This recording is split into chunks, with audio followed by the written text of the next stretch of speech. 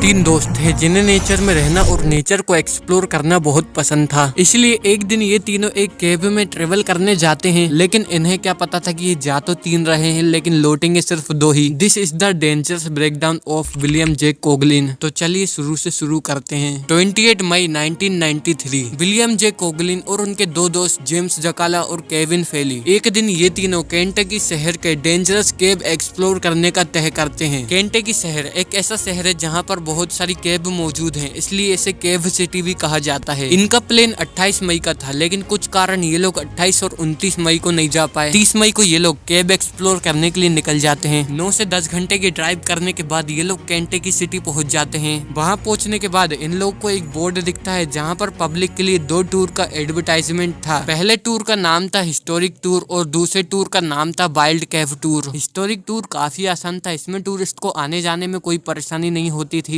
Tourist अंदर के खूबसूरत नजारों का आनंद उठाते और चट्टानों से बनी इस केव को एक्सप्लोर करते। लेकिन वाइल्ड केव टूर काफी खतरनाक था। इसमें रास्ता बहुत पतला था जिससे चलने में बहुत दिक्कत आती थी। उन्हें लेटकर अपने शरीर को आगे बढ़ाना पड़ता था। चट्टानों में लगे नुकीले पत्थर के कारण इन्हें बहुत संभल कर चलना पड़ता था। विलियम जे कोगलिन, जेम्स जकाला, केविन फेली ये तीनों बजार्ड रोस्ट केव में जाते हैं, जहाँ पर इन्हें 5 लोग और मिलते हैं, जिनमें से एक गाइड था जिसका नाम था देव हार्दिन और बाकी के 4 टूरिस्ट थे। सभी लोग देव हार्दिन को पैसे देते हैं और देव हार्दिन सभी को एक फॉर्म देता है जहां पर सभी को साइन करने के लिए कहता है। उस फॉर्म में केव से रिलेटेड वार्निंग्स लिखी थी, जैसे कि केव काफी खतरनाक होती है, इसलिए हम सभी जख्मों को स्वीकार करते हैं। इस केव के लैंड ओनर, ऑपरेटर, एम्प्लॉयज हम सभी को कार्रवाई, नुकसान और फाइन से सुरक्षित रखेंगे। इसे सुनकर केविन फेली ने अंदर जाने से मना कर दिया और बाहर रहकर एक्सप्लोर करने का डिसीजन लिया। दूसरे दो दोस्त और टूरिस्ट फॉर्म पे साइन कर देते हैं और अंदर जाने लगते हैं। इनका गाइड देव हार्दिन सभी लोगों को केव के अंदर बिना किसी परेशानी के ले जाता है और बहुत अच्छे से एक्सप्लोर करवाता है। पत्थरों के ऊपर बनी हिस्ट्री को भी बताता है। सभी लोगों को केव के अंदर बहुत मजा आता है। ये सब लोग बाहर आकर देव हार्दिन के हाथ में पैसे थमा देते हैं और कहते हैं उन्हें वाइल्ड केव टूर करने के लिए ले जाए। पहले की तरह इस बार भी देव हार्दिन सभी को एक फॉर्म देता है और उस पर साइन करने के लिए कहता है। इस बार केविन फेली भी इनके साथ जाने के लिए तैयार हो जाता है और फॉर्म के ऊपर साइन कर देता है। टूर के शुरुआत में गाइड 2 टॉर्च देता है और सभी लोग एक एक करके आगे जाने लगते हैं, जहाँ सबसे आगे गाइड और लास्ट में विलियम जे कोगलिन चल रहा था। बाकी के बचे लोग बीच में चल रहे थे। सभी लोग पतले थे, लेकिन विलियम जे कोगलिन लंबा और हट्टा कट्टा आदमी था, जिस वजह से उसे उस पतले से रास्ते में चलने में बहुत परेशानी हो रही थी। लेकिन उसके आगे चल रहा उसका दोस्त उसे मोटिवेट करता है और कहता है कि तू ये कर सकता है। अब तब वो आगे बढ़ रहे थे, तभी इनको एक चीज महसूस होती है कि इनके पास वो सामान नहीं है जो कि केबिन के लिए जरूरी होता है, जैसे कि हेलमेट, फूड, वाटर, जो कि इनके पास नहीं था, जिसकी वजह से इन्हें आगे जाके काफी तकलीफ होगी। ये सारा ग्रुप आधा रास्ता पार कर लेता है। इन्हें लग रहा था कि आगे का रास्ता भी ज्यादा कठिन नहीं होगा, लेकिन आगे जाकर इन्हें एक 20 फुट की सीढ़ी से उतरना पड़ता है, जिससे उतरने में विलियम जे कोगलिन को काफी परेशानी हो रही थी। इससे तो ये उतर जाता है, लेकिन थोड़ी आगे चलने के बाद इसे एक और 15 फुट की सीढ़ी से उतरना पड़ता है। इससे उतरते वक्त विलियम जे कोगलिन इस सीढ़ी में फंस जाता है, लेकिन उसका दोस्त जेम्स जकाला जैसे तैसे उसे खींच के नीचे ले आता है। नीचे पहुंचने के बाद देव हार्दिन सभी लोगों को केव एक्सप्लोर करवाता है। केव एक्सप्लोर करने के बाद ये सब लोग एक जगह बैठकर रेस्ट करते हैं। ऐसे ही शाम के 7 बज जाते हैं और देव हार्दिन सभी को वापस चलने के लिए कहता है, लेकिन वो लोग बहुत थके हुए थे तो थोड़ी देर और रुकने के लिए कहते हैं। फिर देव हार्दिन वहां से चले जाता है। करीब 8 बजे वो लोग वापस आने के लिए निकल जाते हैं। सभी लोग ऊपर चढ़ गए, लेकिन विलियम का शरीर मोटा होने के कारण वो उस 16 फुट की सीढ़ी को नहीं चढ़ पा रहा था। फिर विलियम का दोस्त जेम्स जकाला नीचे से उसे धक्का देता है और ऊपर से उसका दोस्त केविन फेली उसे खींच लेता है। अब विलियम के अंदर बिल्कुल भी ताकत नहीं बची थी। थोड़ा और आगे चलने के बाद वो 20 फुट वाली सीढ़ी आ जाती है। अब विलियम जब उस 20 फुट की सीढ़ी से चढ़ रहा था, तभी उसका पैर एकदम से स्लिप हो जाता है और वो धम से नीचे जाके गिरता है, जिससे उसका सर पत्थर में लग जाता है और उसके सर से बहुत सारा खून निकलने लगता है। तभी जेम्स एक फटे कपड़े से उसका सर बांध देता है। विलियम की हालत बहुत खराब हो गई थी। फिर ये लोग जाके जल्दी से देव हार्दिन को बुला कर लाते हैं। फिर देव हार्दिन वहां पर आ जाता है और ये लोग विलियम को दूसरे रास्ते से निकालने का डिसाइड करते हैं। थोड़ा आगे जाने के बाद एक ऐसा टर्न आता है जिसने इनको पूरी तरह से हिला दिया था। एक लंबा सा पत्थर जो कि बी शेप का रास्ता बना रहा था। देव हार्दिन बहुत ही आराम से विलियम को पीछे से धक्का देता है, लेकिन विलियम थोड़ा सा मुड़ जाता है और उस बी शेप में जाके अटक जाता है। आगे से उसके दोस्त जेम्स और केविन भी उसे खींचने की कोशिश करते हैं, लेकिन वो पूरी तरह से उस बी शेप में अटक जाता है। लेफ्ट में उसका मुंह था और राइट में उसके दोनों पैर। विलियम की हालत बहुत ही ज्यादा खराब होती जा रही थी। अब सिचुएशन इतनी बिगड़ चुकी थी कि रेस्क्यू टीम को बुलाना पड़ता है और रेस्क्यू टीम जल्दी से वहां पर पहुंच जाती है। डॉक्टर उसके सर पर लगी चोट चोट का इलाज करते हैं और उसे खाने पीने के लिए स्नैक्स और कॉफी देते हैं, जिससे उसे थोड़ी बहुत एनर्जी मिले।